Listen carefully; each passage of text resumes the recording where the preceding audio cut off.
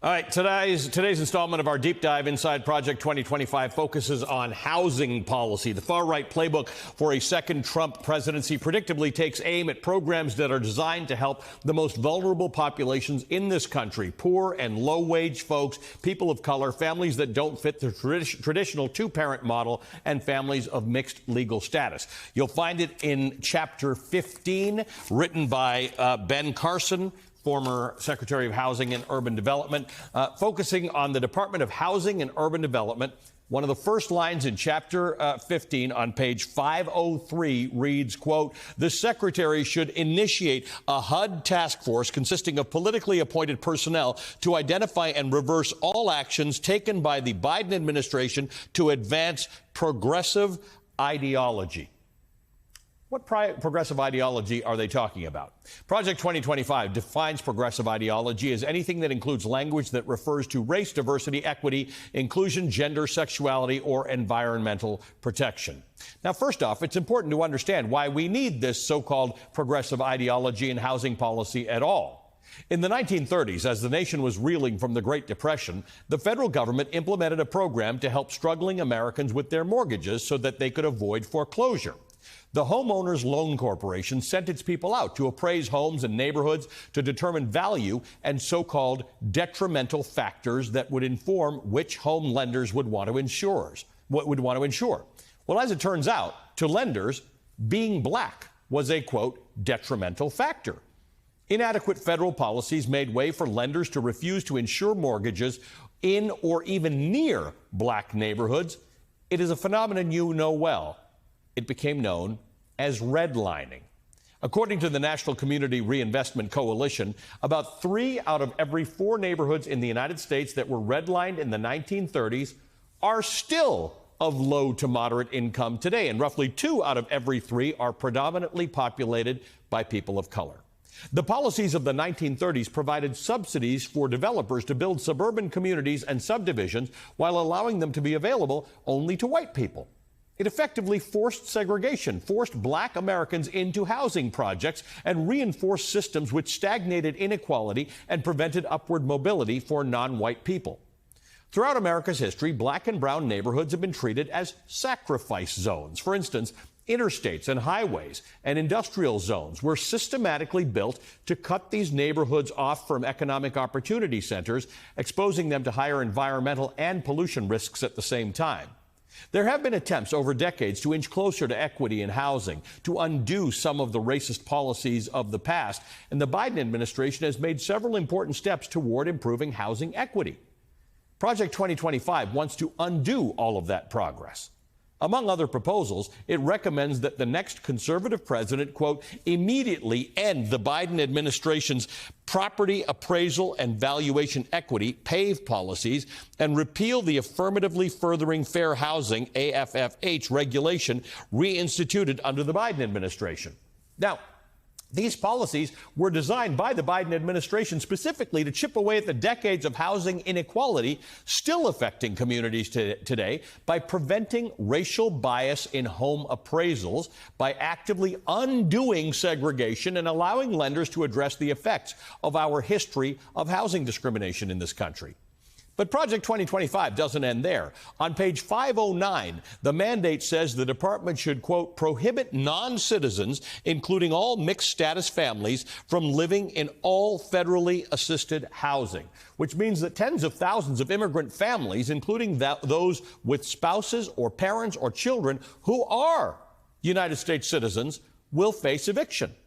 In fact, the Department of Housing and Urban Development, HUD, estimates that about 55,000 children would face eviction under this proposal alone. The Trump administration, by the way, already tried to do this the first time around in 2019. Project 2025 proposes putting strict time limits on public housing residents. It wants to scrap so-called housing first models of assistance and replace them with models that require treatment and work in order to qualify for housing. This is an area close to my heart because I've worked in it. Housing first models have been extensively studied. They are found to be far more effective at reducing poverty and homelessness than treatment first models, which often require sobriety, mental health treatment, and have higher rates of failure and recidivism. Because the fact is, if you are trying to recover from addiction, You absolutely need housing first. On page 512 of this document, it recommends, quote, maximal flexibility to direct the PHA, the Public Housing Agency, and sales that involve the existing stock of public housing units. Congress must consider the future of the public housing model, where land can be sold by PHAs and put to greater economic use. Throw the poor people out. We can build condos here or factories. Project 2025 recommends that Congress allow land that is currently used for public housing to be sold to private developers for the right price. Project 2025 wants to eliminate the new Housing Supply Fund, which specifically makes it easier to build affordable housing. And finally, let's also make it harder for first-time homeowners to reach that milestone, right? The mandate recommends that the Federal Housing Administration implement shorter mortgage terms for low-income first-time buyers. Shorter mortgage terms. Think about that, right? We can get 30-year loans, sometimes 40-year loans. It divides up the payment over a longer amount of time, so you don't have to be 80 years old before you buy your first home. Shorter mortgage terms make it harder for homeowners to get mortgage insurance.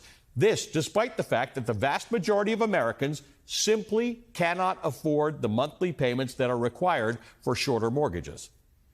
These plans in this book will only make it harder for low-income, already disadvantaged Americans to achieve stable, safe, affordable housing and will likely put the American dream of homeownership even further out of reach. Before the break, I told you about Project 2025's plan to gut federal housing programs aimed at helping the most vulnerable Americans among us.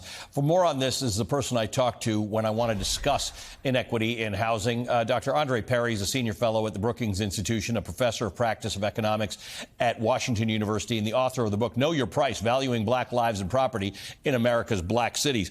Andre, good to see you again. Thank you for being with us. We've tried to do this justice, but it's got a lot of stuff in it. What's your main takeaway from the housing proposals in Project 2025?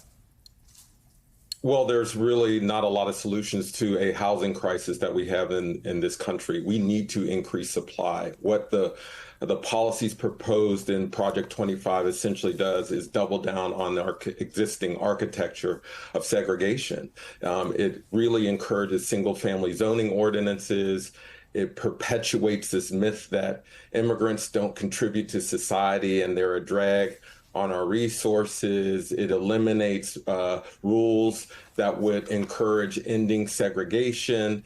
And this is near and dear to my heart, we need to eliminate bias in the housing markets that lower home values.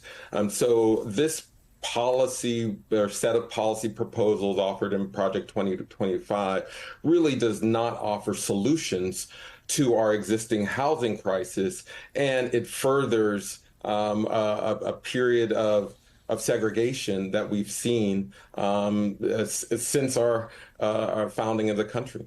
Yeah, in fact, it's interesting. It's got a lot of stuff in here, none of which are actual solutions to create more housing. Housing affordability used to be something people thought about as an abstraction. A bunch of people living in a project somewhere in the city that I don't live. But in 2024, housing affordability is entirely mainstream. I think more than half of Americans cannot afford their housing. Yeah, this is an issue that is a bipartisan issue. Republicans and Democrats and the public overall talk about increasing housing supply.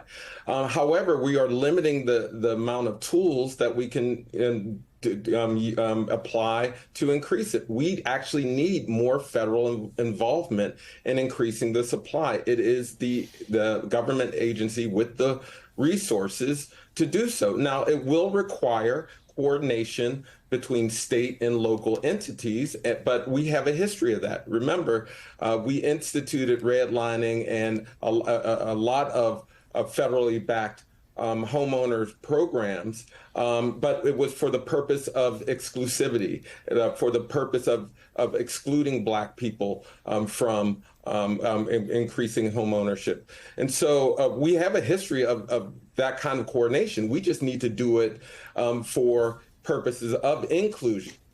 Let me ask you, more people who are low income into homes. One of the things I didn't mention, there's another suggestion on page 509, which reads, HUD should implement reforms reducing the implicit anti-marriage bias in housing assistance programs, strengthen work and work readiness requirements, implement maximum term limits for residents. So again, only stuff that will actually push people out of affordable housing, not expand the stock.